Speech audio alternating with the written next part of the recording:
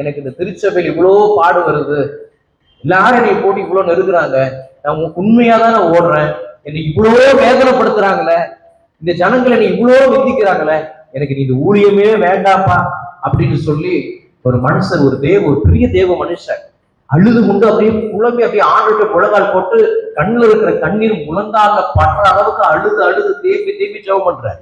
இப்படியே அவர் ஜெபம் பண்ணிட்டு இருக்கும் பொழுது அவர் ஆவியில நிரப்பப்பட்டு ஒரு பரலோக தரிசனத்தை ஒன்று அவர் பார்க்கிறார். என்னதுங்க? ஒரு பரலோக தரிசனத்தை ஒன்று அவர் பார்க்கிறார். அதுல என்ன பாக்குறாருன்னா, அந்த ஆவியில் நிரப்பப்பட்டு அந்த அழுகைப்பு நிற்கிறது, நின்று ஆண்டவருக்கு ஒரு தரிசனத்தை கட்டுறேன். ஏன் இந்த ஊழியத்துக்கு நான் வந்தேன்னா நான் வேதனைப்படுறேன், நான் உன்னை எதுக்காக அழைத்தங்கிறத காட்டுறேன் அப்படின்னு சொல்லி இவரா என்ன பண்றாரு, அப்படியே பரலோகத்துக்கு தரிசனத்துல எடுத்துட்டு போறாராம். இவர் சரீரம் இங்கதான் இருக்குது, இவர் ஆவியில நிரப்பப்பட்டவராக பரலோகத்துக்குள்ள அவர் போகிறார். அப்ப அவர் அங்க போன உடனே இவரால ரட்சிக்கப்பட்டவர்கள் இருப்பாங்க பாத்தீங்களா, இவர் சுவிசேஷம் சொல்லி ரட்சிக்கப்பட்டு மரித்து இருப்பாங்க பாத்தீங்களா, அவர்கள் எல்லாம் பரிசுத்தமாய் வாழ்ந்த மரித்தவர்கள் எல்லாம் பரலோகத்துல இருக்கிறத அவர் பார்க்கிறார். பரலோகத்தில் இருக்கிறத பார்க்கிறார். அது மாத்திரம் இல்லாமல் அந்த பரலோகத்தின் வாசப்படிக்கு இவர் போன உடனே இவரால் ரட்சிக்கப்பட்டவர்கள் எல்லாம் இவர் கையை பிடிச்சுக்கிட்டு அந்த வாசல்ல இருந்து அப்படியே இவர் உள்ள கூட்டிட்டு வராங்களாம். தரிசனத்துல அவர் பார்க்கிற விஷயம் அப்படியே உள்ள கையை பிடிச்சு உள்ள கூட்டிட்டு போறாங்க. அப்படியே போக போக மகிமையான கர்த்தரை பாடுகிற கேள்விகள் சேராக்களுடைய ஒரு சத்தங்கள், ஒரு புதிய ஆராதனை சத்தங்கள், சந்தோஷமான ஒரு உணர்வு, இப்படி அவர் நெருங்க நெருங்க என்ன நடக்குது பாருங்க.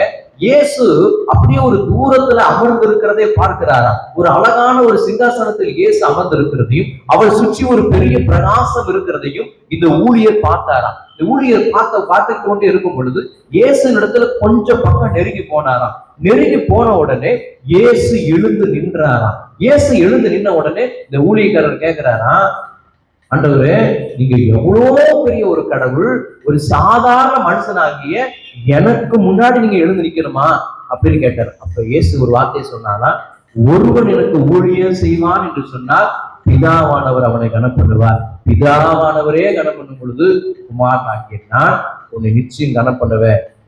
I welcome you William booth அப்படின்னு சொல்லி அழைத்தார். அல்லேலூயா. யார் தெரியுமா இந்த வில்லியம் பூத்? சால்வேஷன் ஆர்மின்னு சொல்லக்கூடிய மிகப்பெரிய உலகளாவிய திருச்சபையினுடைய நிறுவனர், மிகப்பெரிய ஒரு தேவ மனுஷன், ஒரு ஆங்கிலேயர். கர்த்தர் ஒரு தரிசனத்துல காண்பித்தார். இன்னைக்கு ஒருவேளை நீங்களும் பல இடத்துல அநேகரால் நிந்திக்கப்படுறீங்களா, அநேகரால் கைவிடப்படுறீங்களா, ரட்சிக்கப்பட்ட என்னத்தை பார்த்தன்னு சொல்லி நீங்க அழுதுறீங்களா? அவர் சொல்றார், ஒரு நாள் வரும், அவர் வருகை நாள்ல அவருடைய கரம் பிடிச்சு உள்ள கூட்டிட்டு போவார். அல்லேலூயா. கரம் பிடிச்சு உள்ள கூட்டிட்டு போய் அவர் தன்னுடைய மகிமையை உங்களுக்கு கொடுத்து உங்களை அழகுபடுத்தி பார்ப்பார். அதுதான் ரகசிய வருகை. அல்லேலூயா. அப்ப இன்னும் நாட்கள் முடியல,